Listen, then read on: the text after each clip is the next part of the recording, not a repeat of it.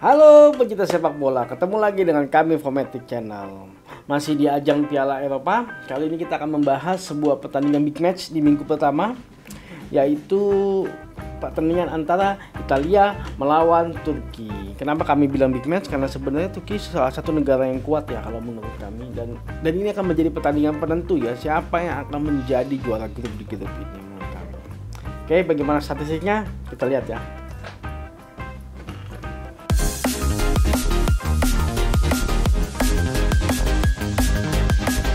Oke, kalau kita lihat dari pertemuan mereka 3 terakhir, Italia hanya berhasil menang sekali, dan itu terakhir di tahun 2000. Dan mereka di tahun 2002 dan di tahun 2006 melakukan international friendly dan hasilnya imbang adalah 1-1. Sepertinya Italia agak kesusahan ini untuk menang terhadap Turki. Kita lihat statistiknya ya. Oke, kita lihat Italia di ajang FIFA World Cup statistiknya di angka 6,98. Kita lihat bagaimana tim statistiknya. Oke, kalau kita melihat dari Italia situasional statistiknya, dari 6 gol yang mereka ciptakan, 50% itu berdasarkan open play, 33% berdasarkan penalti, dan 17% berdasarkan counter attack. Cuman sayangnya di sini Italia belum berhasil untuk mencetak gol dari ajang set pieces ya. Kita lihat passingnya seperti apa.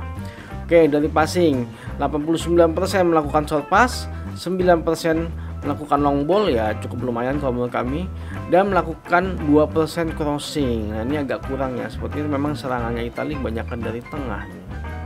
Kita coba lihat statistik selanjutnya ya.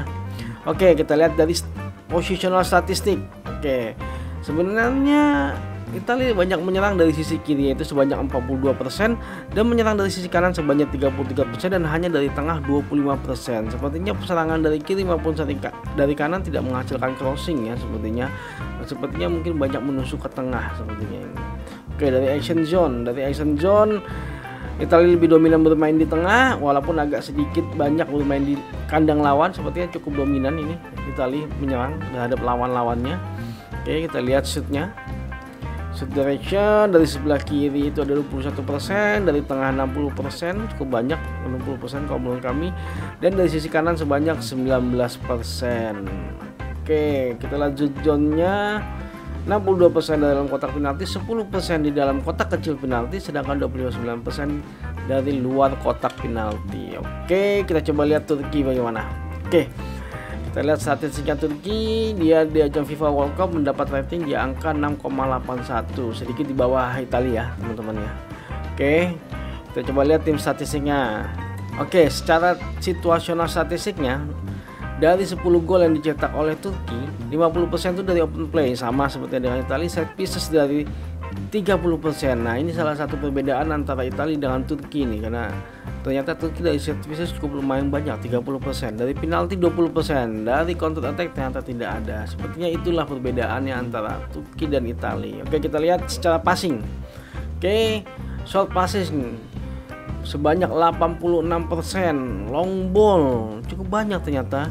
Long ball 11%, kalau menurut kami lebih dari 10% itu cukup banyak melakukan long ball. Oke, crossing 2%, sama dengan Italia. Oke, kita lihat secara posisional statistiknya.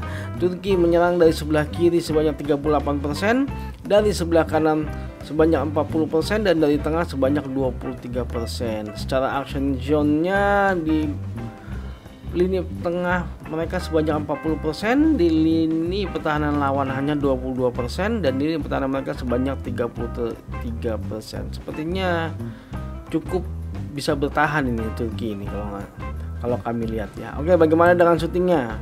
Shoot direction dari tengah sebanyak 57%, dari sisi kiri sebanyak 23%, dan dari sisi kanan sebanyak 20%. Yang nggak beda jauh dengan Italia shoot direction. Dan bagaimana dengan shoot zone-nya?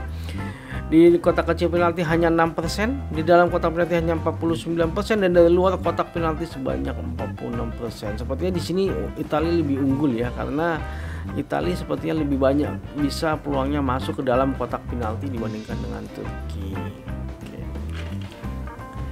Oke, kalau kita melihat statistik tadi, sepertinya antara Turki dan Italia tidak beda jauh teman-teman.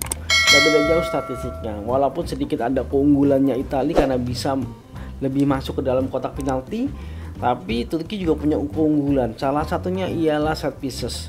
sebanyak 30% golnya dicetak dari set pieces. Ini yang mungkin menjadi faktor penting dalam pertandingan ini.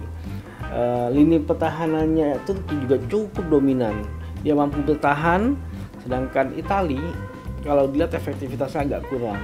Ya, kalau menurut kami pertandingan ini kemungkinan hasilnya adalah akan imbang.